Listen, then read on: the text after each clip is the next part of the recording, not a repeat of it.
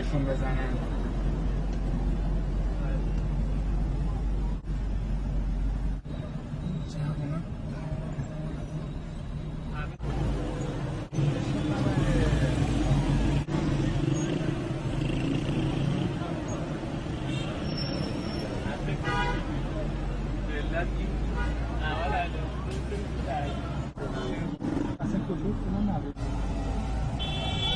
دختره رو با پول سنگ بزن نگاه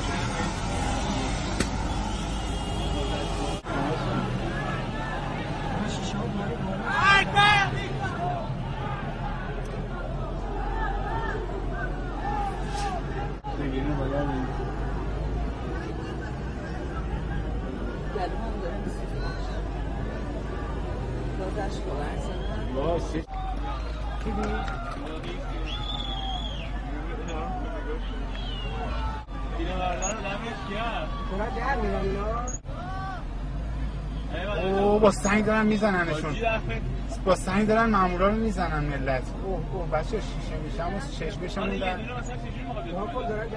دارن مامورا دارن میدن. اوه نیا کن اونجا دارن سربازا رو میزنن. بعد رفیقاشون هم نمیرن سرشو شکون دیدی؟ سرشو شکون یکیشو وایسا جیبشون برش گردون باتومشو گرفتم برگردوندنش خلصلاش کردن. همون بسیجیه بیناموسن. اینا بسیجیه آره لباسه. آره اینا بسیجیه هم راست میگی. اینا ارتشی سر لباس افغانه. همین مال بسیجه سپاهه.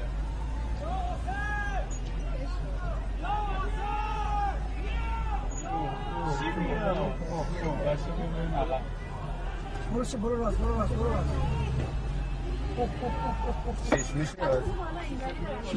شیشه هم به درک شیشه جلو که ضد ضربه است. بیا سمت راست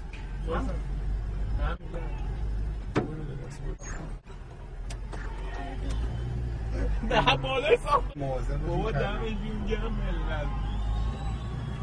ایوه اونا حق تیر دارن الان با تیر دارن ملت.